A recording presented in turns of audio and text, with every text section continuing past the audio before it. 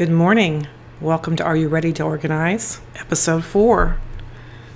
Today is the beginning of 2018, and I love to start off each year with making intentions rather than resolutions. We're going to talk a little bit about making home organization intentions. I'm going to go back and forth between resolutions and intentions because most people know what resolutions mean. To me, intentions are much more powerful. When you intend to do something, it gets done. When you make a resolution, you resolve yourself to do something, which most of the time people just don't get their resolutions done. So I like to use intentions. So again, 2018 is here, and it's time to take a look around at your house and develop home organization intentions. What do you want for your home in 2018? Do you need to totally declutter and reorganize your home? Most people would say yes. No matter how organized you are, most people would say yes to that because we like to reinvent ourselves and reinvent our surroundings and start fresh. The way that I like to do that is I like to use a method called mapping. Mapping is much easier to use to develop goals than just writing out goals with words. To me, mapping is drawing pictures of the dream state of what we are thinking about. If we have a goal to declutter our home, we need to draw a map to get there. We use maps every day in our lives. We use them to drive. We use them to make recipes. That's a map. Those are two really important examples. Why not use them to make goals? To me, when I draw something out and I know what it looks like, it's easier to get there. So I am going to challenge everyone to make a roadmap of their intentions in 2018 to organize their home. So there are some things to consider when we start. People's mindsets usually operate by season. We plan most of our lives around each season. Spring means cleaning the home, spring cleaning. Plan your summer vacations, your outings, graduations, and weddings. Summer means being outside, having fun with the family. And here in the United States, we like to celebrate lots of holidays. It seems like there's holiday after holiday during the summer. And so we're always outside and participating in outings, going camping, fishing, boating, hanging out with the family outside, grilling, all those kinds of things.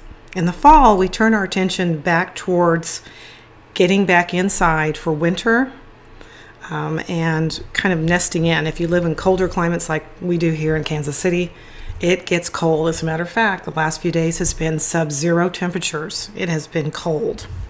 So that's what we turn our attention to. So most of us tend to operate our mindsets are organized by seasons. The key to successful home productivity is to develop the mindset that knows that if we keep things clutter-free, we're ahead of the game. Decluttering is the lion's share of the labor when we talk about organizing our home. It's about 80% of the time. It is not that much fun to declutter.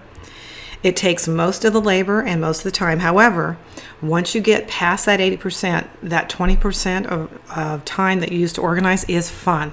That's where the creativity hits. That's where you're able to design and draw those maps of exactly what you want each room to look like, how you want it to function, and what the dreams and intentions are for each space. Now my intention in my kitchen is nourishment, health, through food. And so I organize my kitchen mainly because we eat mainly plant-based foods. I have my pantry, my whole kitchen organized so that my vegetables are exactly what I focus on. My refrigerator, I rotate my vegetables regularly. My pantry is stocked full of vegetables. So it's all ready to cook and nourish us each day. The bedrooms are for relaxation and for rejuvenation, sleep. So it is set up to where it's dark. We don't have our cell phones. We don't turn on the TV. The bedroom is very, very tranquil, and so that's my roadmap for the bedroom is tranquility. So what I'm going to challenge each one of you to do is go over to just pick out at least 1 or 2 spaces in your home and draw a roadmap for exactly how you want to get from A to B. Declutter, plan out your space, and then reorganize it that way. Pick out just 2 over this next 3 months and think about exactly what you want that to look like. Don't worry about how well you can draw. Okay, I'm the world's most terrible artist. You can draw stick figures. You can draw exactly how you want to feel in each one of those spaces. So that's going to be your assignment.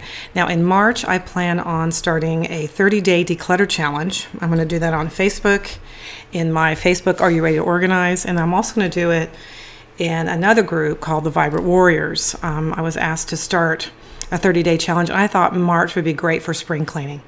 So I will have more about that on my blog at RYouReadytoOrganize.com. And next we're going to be talking about, in episode 5, we're going to talk about actually making and breaking down those maps, those road maps for reorganizing your entire home. And then once you have the maps drawn, there will be formulas on how to actually execute those, to get those done by room. So until then, happy organizing.